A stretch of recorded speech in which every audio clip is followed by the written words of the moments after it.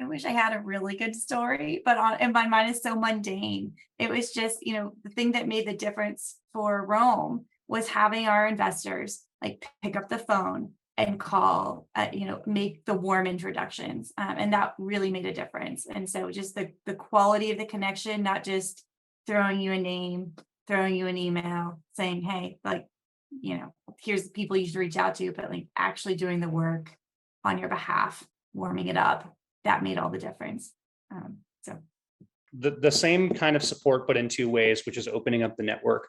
And so like prior to placing someone, what Andreessen Horowitz really liked to do was introduce a founder to 3 or 4 great experts. Before you start interviewing anyone, figure out what great looks like. These people won't be available to you as candidates, but will give you a sense of what excellence looks like and how to interview, how to assess someone like this. And so like, I saw that over and over. And for first-time founders, it's really transformational. I mean, I remember one time the company is called Tachyon Nexus. Now they're called Alluxio. They're like a storage infrastructure company, but founders right out of a PhD program, never hired anyone, was looking to hire a VP of product. And it's like, we put him in front of 6 fantastic VPs of product who like within a month's time educated him on, what he's looking for, how to find it. And he ended up getting a great outcome. At YC, it was more focused. So it was the same type of deal, bring experts around the founder to help them make a decision. But what we would do is bring together panels. And so we would go out and recruit senior executives to come in and spend an hour and a half with the founder to help them think through a specific hiring problem.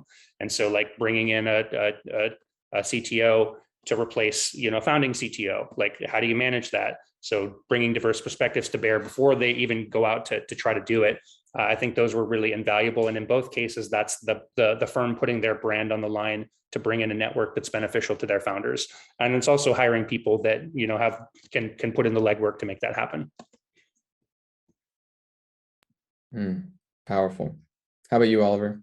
Yeah, I mean, look, our whole firm, this is our thesis from the beginning. We track these interactions at a super deep level. So we're averaging over 100 positive contributions to each portfolio company every year, and probably over 150 introductions of either funding or business development. So, I mean, I have more examples of this than I can possibly think of. Most recently, just yesterday, the reason it was front of mind earlier is we were discussing how to essentially create a manufactured manufactured down round. So a down round is really tough for a portfolio company.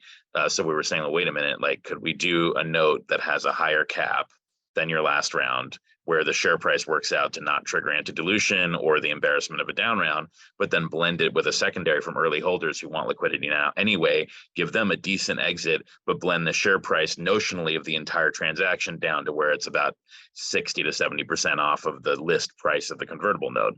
And, the founder's not going to think of that themselves, right? This comes from our long experience.